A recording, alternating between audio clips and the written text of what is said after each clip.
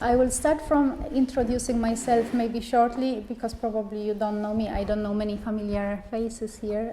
My name is Monika Rak, and I am an owner of Happy Choice, which is the holistic business. I work as a sound healer and a Metatronic healer, and also holistic life coach.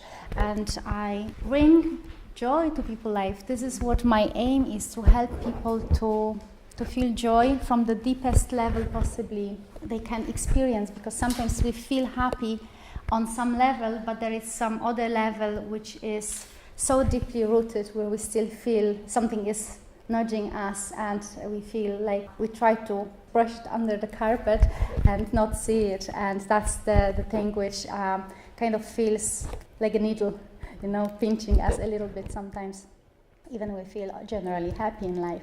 So my aim is just to help people to just clear it and just allow them to feel the true joy and explore what is their potential, and then what they can do with this potential, how they can grow, how they can expand. And how I started to do is, of course, with my own journey, because that's how we all, I think, start to help others. If we do anything which we help others with, we have to first learn for ourselves, and sometimes in the painful way, not necessarily easy way. And for me, because topic today is happiness and confusion and 3 steps, which of course are just the 3 first major steps for me, which actually we cannot start even exploring true happiness and be clear in life if we don't start from those 3 steps. So what I was planning for today, we'll see how time goes, and we have a little bit time, but when we start talking and sharing, I hope that we will have a little bit conversation as well, so it might be not enough for everything, but what I was planning to do is to start with just maybe a short sharing, if you want to share as well what clarity and happiness or joy means for you in general as well. And I could share with you as well what I feel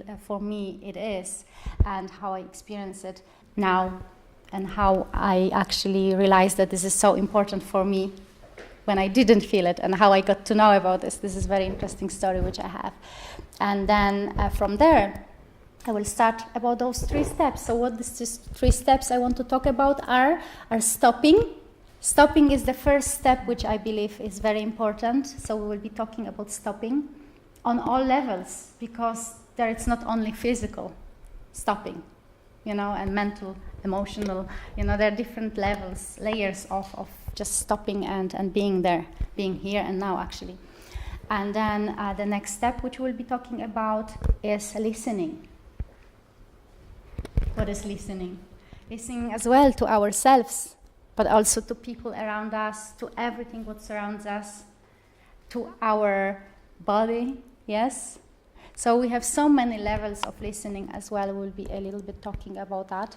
And the third step, which I feel is so crucial in creating more happiness, more satisfaction, more fulfillment in life, is to declutter from our life the things or whatever we feel stops us from going and exploring and expressing ourselves, our true selves. Yes?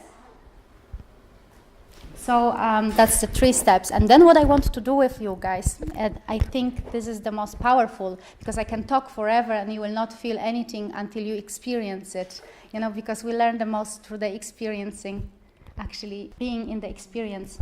And 75% of people learn from the experience the most. So what I want to do is actually, so we experience stopping here.